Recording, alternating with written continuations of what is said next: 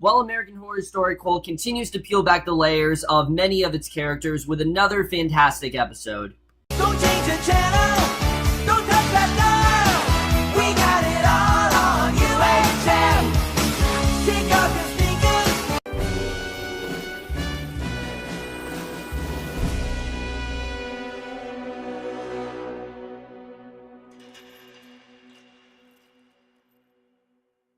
Hey guys, it's Kumar from American Horror Story Cult, Episode 6, Midwestern Assassin. I was definitely really looking forward to this episode. I was also very curious in it, though, to say the least. I mean, because for about a week now, we've heard all this talk of, oh, the opening scene is so graphic and, you know, it's just so timely and everything, and how they had to make edits to it because of the tragedy in Vegas and everything, which that's a whole other video, just really tragic what ended up happening there, really. But, I was very interested in how that was going to play out because, you know, how graphic it was going to be. And I mean, I've seen some graphic shit on this show. I really have. So I wasn't necessarily thinking it would faze me, but how was the unedited version? I can't tell you because I watched the unedited version on FX Now, so I can't tell you how that was juxtaposed to the edited one, but I will say this was easily one of the best episodes of the season. I thought we got some really great stuff in this episode. We got a really great backstory with one of the characters that I definitely really did enjoy.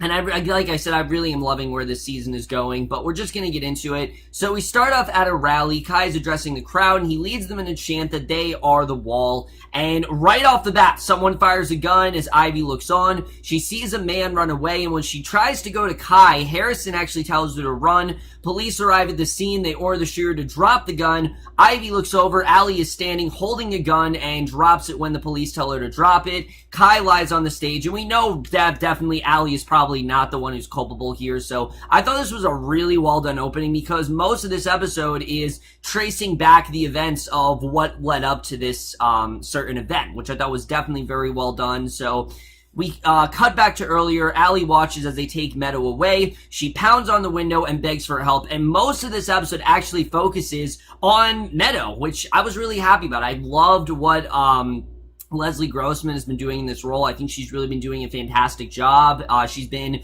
very funny, but also has made this character very nuanced and interesting, and she gets even more interesting in this episode. So once they leave, Allie picks up the phone and hangs up on Ivy, and she then locks the doors and windows, and Dr. Vincent calls, and Allie answers and wonders who told him to call her, and he says that Ivy called him and said that Allie hung up on her in a stage of agitation, and Allie says that she doesn't really know who she can trust anymore, which, I mean, can you really blame her? Like, everyone's really turned on her.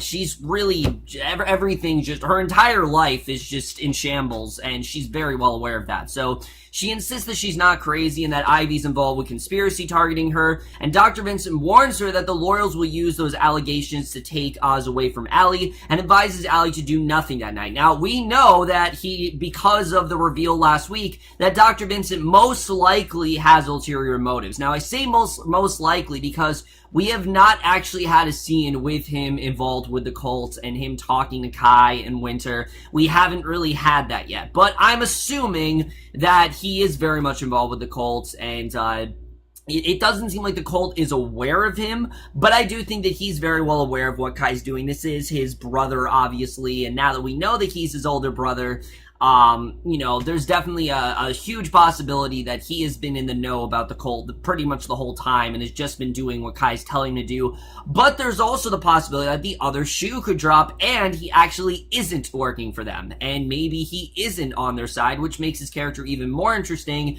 And I really hope we do get more insight into his character, because at this point they really have not been doing a lot with him, and that doesn't really change in this episode. So Allie agrees and hangs up. She grabs a knife and goes over to the Hilton house, and she breaks in. Here's two men just moaning and grunting, and she sees Harrison and Samuels having sex. She picks up the keys from their discarded clothing, and I have to say, this right now, I feel is very rushed. I don't feel like they did anything with this whatsoever. And the only reason it feels like they did this is not necessarily shock value, but just to taunt Allie or whatever. I mean, I really have liked what they've done with Harrison, but Samuels has gone next to nothing on the show, except for the fact that we know he's involved with the cult. They've done absolutely nothing with this character, which is very disappointing. Colton Haynes is a very talented actor. He deserves a lot better than what they've given him on this show, for sure. So, I have not been very happy with that, but she picks up the keys from their discarded clothing. She then lets herself into the garage and finds Meadow tied up and gagged, and she cuts her free, takes her out. But as they go, Meadow actually knocks over a toolbox, and Samuels and Harrison then come out. Allie then sprays Harrison with pepper spray, and the two women then run to Allie's car and get in, and then they drive off. So when she drives to the butchery, the alarms are going off. Meadow asks for a cappuccino, and Allie actually shuts off the alarm. She says that they need to figure out their next move, tells Meadow to clean herself up, and Allie tells her she's not going anywhere without Oz, and Meadow doesn't want her to go to the police because the police are actually part of the cult. And the second she said them, like, Meadow is definitely not being honest with her here. There's definitely something more going on because we know how this cult works at this point. So she demands an explanation, and Meadow tells her that Ivy is part of the cult right off the bat. This is when I'm like, all right, maybe Meadow's not working for the cult, because why would she tell Allie that? Why would she just straight up tell her that? So Meadow explains that Allie has actually been laying them into the house and texted them when Allie was a few blocks away. And Ivy did it to make Allie crazy and says that Ivy wasn't thrilled that Allie voted for Jill Stein. And Meadow tells her they had a bunch of people like the dead birds. The trucks were actually water trucks, and they poisoned the birds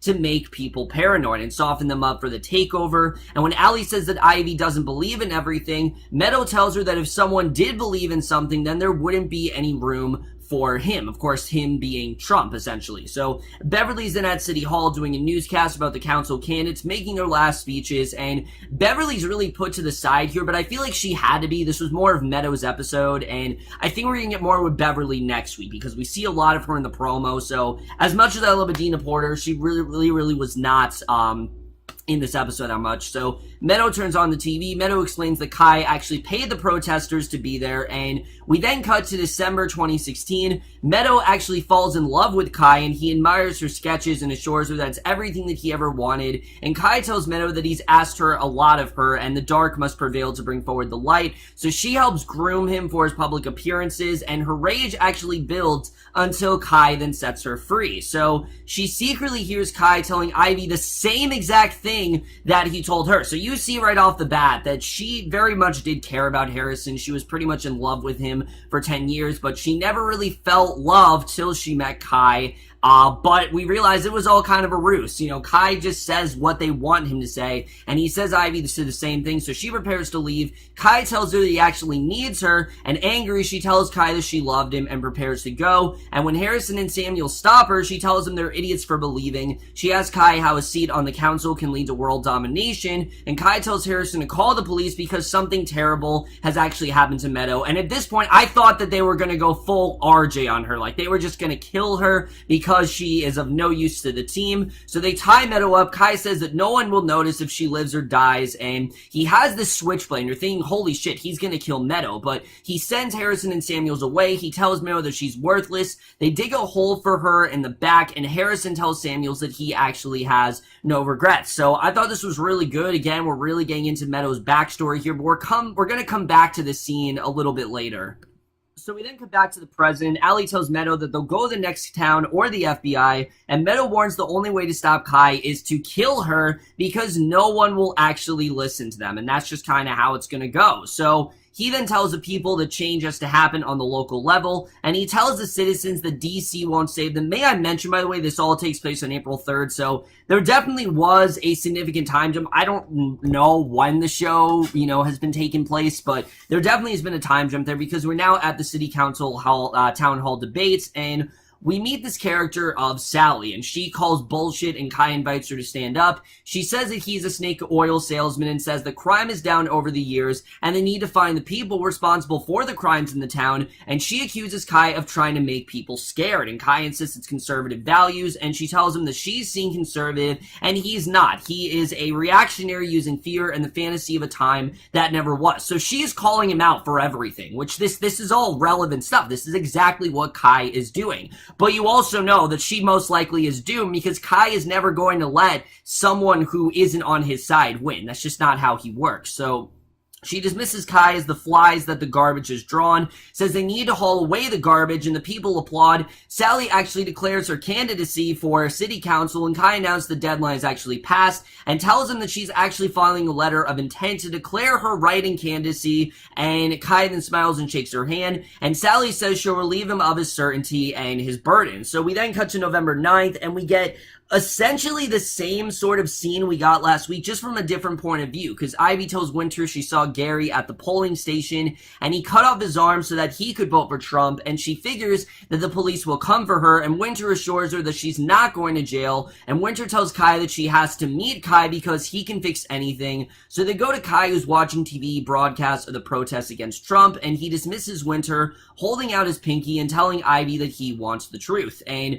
we get a bit of a backstory with Ivy here, which I definitely enjoyed, because they go to Kai, and basically she refuses to tell him anything, and Kai asks her if she's afraid the police will find out what she and Winter did to Gary. So again, he's using this as collateral, like, hey, if you don't tell me what's going to happen, I'm going to expose you and make your life a living hell. So he's really serious when he wants the truth from them. So he said, basically, he says that Gary's in the hospital and will be back for them soon, and Kai asks if Ivy wants Gary to find out who is responsible for what he's lost, and after a moment, she actually does tell him the truth. And at first, she just says Trump, but he knows there's more to it than that. There's definitely more that she hates, and she says that she feels dread at the thought of lying in bed with Allie. And we find out that she describes that she started to hate her actually when Oz was born, and Ivy wanted to give birth to their son, and Allie never let her forget that Ivy couldn't have a baby. She kind of rubs it in her face, and needless to say, that made Ivy feel very uncomfortable. She was obviously not happy about that, and she's very much resented Allie since then. So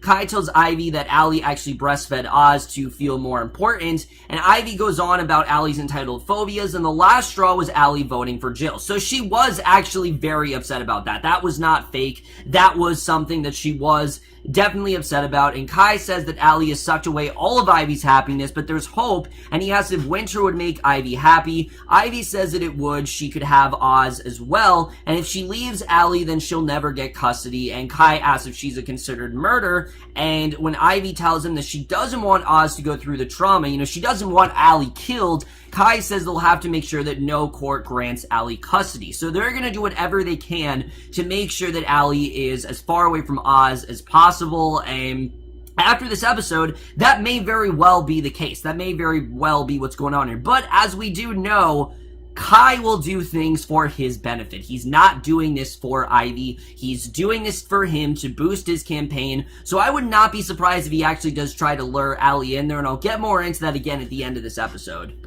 So Allie then takes Meadow to Dr. Vincent's office and has her wait, and she tells Dr. Vincent to stay with Meadow and talk to her, and Meadow will tell Rudy everything. And when Rudy advised her not to give in to the fear, Allie tells her to look into her eyes and see if it's fear, and she says she'll be back in 2 hours and then leaves. So Sally's at home when someone knocks on her door. She takes out a gun, asks who it is, and Allie asks to speak to her, and Allie insists she's not crazy and doesn't know where else to go. And for a while you're like, oh, maybe Sally can actually be a really good ally for Allie, because Allie at this point has absolutely no one. Everyone's turned her back on her. Maybe Sally is that, sort of confidant that she needs right now. So she says there's a cult in the city, and Kai is the leader, and they're the ones responsible for all the weird things going on. And Allie says that Meadow will tell her everything, and Sally asks what Allie's play is, and Sally figures what happened when the patriarchy are threatened, and she admits that she believes Allie and says that Kai needs to be stomped and humiliated, and Allie then thanks her for her belief and explains that they could have a press conference with Meadow, and the clowns then break in. Allie runs. Sally aims her gun at them and tells one of them to make a move. One clown then grabs her from behind, and again, Kai's not gonna let someone just kill one of them unless he wants them dead. So Allie hides in the bathroom, hears the noise as the clowns tie up Sally. Kai removes his mask and tells Sally that she overestimated his ability to control the world, and Sally tells him that he's a hiccup in democracy, but Kai tells her that the future is actually going to be filled with beautiful idiots that just want to feel, and Gary asks to kill Sally, and Kai tells him they have to send a message that the world will know she is dead, and he types on her Facebook page that she has realized that all the truths that they know are bullshit, and Kai then writes down the future will be guided by self-interest, self-promotion, and narcissism. and he types out that she's killing herself, and then he shoots her dead. So yeah, she's just dead, and I will admit I was a bit upset with that. I really like Sally as a character, and I thought she could be a good threat for Kai, but again, as we know, Kai's the one in power. Kai's the one who is, heading all of this, and he will do whatever he can to make sure that things do go his way. So he's not going to let anyone get in the way of that. So it was really only a matter of time before she died. I really just wish they would have taken at least 2 episodes to do it. I think an episode, I can understand why they killed Emma Roberts. I can totally understand that. But Sally, I don't know. I just wanted her to be on a little bit longer, and I don't think they gave her enough to do here. But I understand why they did it. I'm just not necessarily satisfied. But a masked Ivy goes to check on Allie. She goes in, looks at Ivy, who's panting with fear, and Allie realizes that, yeah, it's Ivy, and Ivy never reveals herself here. She turns and goes when Kai says that they're leaving, so she just leaves her there, and Allie then returns to Rudy's office, tells him that she was right about everything, and Sally's dead, and Rudy tells her that Meadow left after he talked to her, and we cut to earlier where Rudy questions Ivy about the cult and offers to help her if she's in danger. So now it seems like, yeah, he is on their side because he's helping both Allie and Ivy. And Meadow then gets a text from Kai, tells Rudy that she's not in danger, and Allie's infuriated that Rudy actually let Meadow leave. He says that he had no choice. He suggests that she check herself into a patient program, and Allie figures that he doesn't believe her, and after moments she curses him and walks out. And the next day, she actually goes to Kai's rally, and Kai offers his sympathies to Sally's family, pledges that he will never desert the people like she did. Again, just making it seem like he had nothing to do with it. And Allie gets up on a fountain and sees Meadow, yells to her. Meadow then walks away. Allie goes after her. She watches as Meadow draws a gun, yells at her to stop because she knows that Meadow is there to kill Kai. That's what Meadow's there to do. So she shoots a woman in front of Kai, then shoots Kai in the hip, and she then turns and fires into the panicked crowd. Allie yells at her to stop. Meadow then sees Ivy and shoots at her. Allie grabs the gun and fighting her. Meadow actually pulls the gun into her mouth, says it's the face of true love, and then kills herself. So yeah, Meadow is just dead right then and there, which I was very surprised about. I thought for sure it was going to be Ivy who was actually the shooter, but no, I liked that it was actually Meadow. I thought it made sense that they did that because the episode was focusing on both of these 2 characters, so it really could have been either of them. I thought it was smart for this episode to do that. Yes, we did get a lot with Meadow, but we also got a lot with Ivy, and I thought it was very smart that, they made it so either of them could have been responsible for this. But the police then arrive and find Allie holding the gun. They order her to drop the gun. She drops to her knees and does so, and this is essentially the way out for Ivy to then, make sure that she has full custody of Oz. This is her way of doing that, but the episode is still not over. Because we then cut to earlier, we see Kai actually tells Meadow she doesn't exist in the world, and he cuts her free. We thought maybe he was going to kill her or something like that, but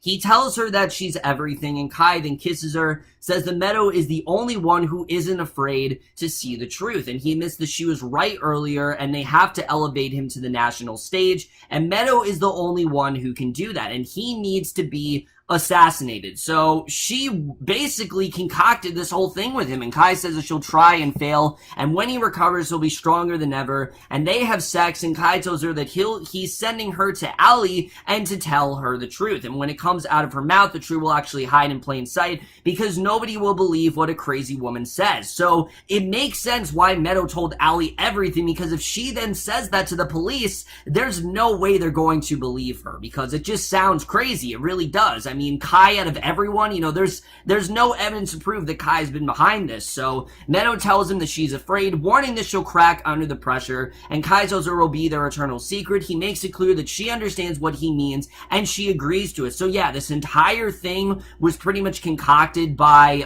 Meadow and Kai, and I thought that was a very well done reveal. But then we get to the ending where the police actually cover over Meadow's body. They take Allie away. Rudy is among those wounded in the shooting. Ivy gives her statement to the police and looks at Kai as they take him away, smiling, and we realize that this was Kai's essential plan all along, of course, was to let chaos reign, and that is the way this episode ends. So, like I said, guys, a lot of interesting stuff in this episode, especially when it comes to Meadow. Meadow is a character I've always really liked from the start. I always really liked where they went with her. I thought she was really entertaining, but this episode really did kind of make me feel for her, because I genuinely think she believed, I think she was in love with Kai. I think she genuinely did care for Kai. However, I do think a lot of what she told Allie wasn't necessarily true. She only said this to Allie so Allie will care for her. Allie will then send her to Dr. Vincent, where, she can then converse with him. And like I said, this was kind of like their whole plan all along. And this is the way where Ivy can then get full custody of Oz. So it really seems like everything's looking up for Ivy. However, that's not really the case, because I don't think Kai is doing this for her benefit. In fact, I would not be surprised if in the next episode, Kai actually decides to release Allie from prison and maybe try to get her to join the cult. However, I don't think it's going to happen that early, because if Allie joins the cult, then there's really not much more of a story to tell here. There's really no one else to terrorize. So, I don't know. I mean, maybe he's gonna go to join the cult. I mean, I guess there's some of the story, because it's like, is she gonna join it or not? Is she actually going to obey Kai? I mean, there's a lot of directions they can really take this, all of which are interesting. It's just really a matter of what Kai's really trying to do here. Is he actually on Ivy's side, where he actually wants to help her? Or is he just saying this because it's what Ivy wants to hear? Is it just similar to what he said to Beverly? Because we know he did this to Beverly, and I would not be surprised if he's doing the same thing to Ivy in this given moment. So I guess we'll just have to see the way that plays out. But speaking of Ivy, I also really liked what we got with her, because we now know the real reason why she is so resentful of Allie. It has nothing to do with Allie's political beliefs. It's more that Ivy wanted this child all to herself. She wanted to be the one to raise this child, and she doesn't feel, she feels like Allie has basically stolen all of her time away from her. All the moments that, Allie, that Oz should be with Ivy, it's now been given to Allie, and she's not at all okay with that. So I thought that was definitely interesting to see. I thought that was honestly a very well done reveal, and it makes sense why Oz has been latching on to Ivy and not to Allie. And I definitely really like that. It's clear that this has kind of been Ivy's objective from the beginning, is to turn Oz against Allie, and that's essentially what she's been doing. I mean, now we know that Allie's been arrested, and there's no way that anyone's going to believe her, so I'm looking forward to seeing really where that's going to go. As far as Dr. Vincent, like I said, we still don't know if Rudy is in the know about this cult. Is he aware that there is a cult? Is he aware that, Ivy is part of it? Is he aware that Meadow was a part of it? I mean, there's a lot of possibilities really for Rudy right now. Like I said, maybe he's in the know, maybe he's not.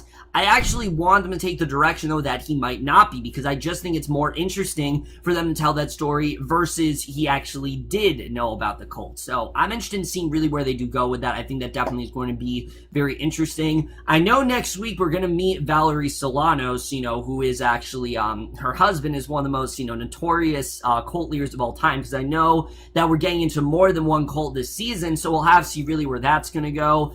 Like I said, my only complaints this episode, Sally, I really liked her as a character. I thought that she was honestly really interesting. We had an actual really well done foe for Kai, who could maybe even outrun him, and then, of course, what do? They just kill her off. Now, story-wise, it makes sense. Kai is someone who, he gets what he wants, he makes sure that he's the one in power, and anyone that tries to turn against him, or does something that could be a detriment to his group, he just extracts them immediately. They are as disposable as, just the garbage that she was talking about. She is as disposable as that garbage, so that's why he just kind of got rid of her. But I'm not gonna lie, I wanted to see more of this character. I thought Mare Winningham honestly did an incredible job in this role. She's always great on the show. I've never seen her give a bad performance on the show. Ever since I saw her as Miss Evers in Hotel, I've always been drawn to her as an actress, and this is another great role for her. I just feel like it was a little cut short here. I think they could have done more with her,